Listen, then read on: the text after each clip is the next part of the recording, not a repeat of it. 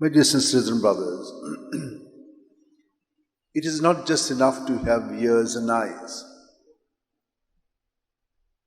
Yes, if we are internally present, as I've been saying these days, and the Word of God has been telling us just that, if you are internally present to the Lord, then you will be externally present to the Lord who is dwelling in the others.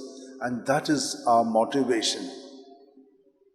Because it is in Him we live, move and have our being. God is all the time, everywhere, doing good for us, so that on earth itself we can experience heaven. But we are not doing that, because each one of us is following our own path.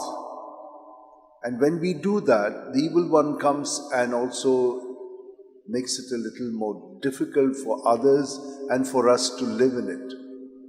And so we see how the first reading is telling us God had done everything for His people, but they abandoned Him, they did what they liked, and they looked after their own water systems. They just gave up on God. The God who had really done everything, and they went after false gods, gods who were not alive, they were just images. That is what can happen to us. All of us, if we do not live in the presence of God internally, then we will be following all other things. Anybody we will follow. That's how we destroy our relationship with the living God, and in that way we destroy our relationship with one another. But Lawrence of Brindisi, he really gave himself to the Lord, and the Lord used him. One of the gifts that he had was a gift of languages. He knew several languages and was very proficient in them, so that he could go anywhere in Europe and he could preach, but a lot of miracles would take place. He even helped in warding off the Muslims who were taking more and more possession of Europe, that means of Christianity. Today, however, the situation is very grim. If you go to Europe, there are hardly any people in the churches. At least we here in India and in Asia, we come to church, we do still believe, but their belief has gone completely.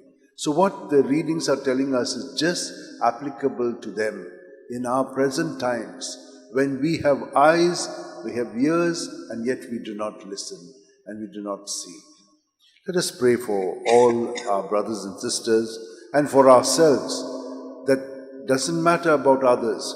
We will live with God and live fully, and this will benefit everyone else. Let us hold our hands like this, close our eyes, and be present to Jesus, who is with us at every breath. He fills us with His goodness, and let us empty that goodness and all the other things that are there within us which are not of Him, our thoughts, our feelings, our behavioral patterns. Let us surrender them to Him, and He will bless them and give us good things back multiplied.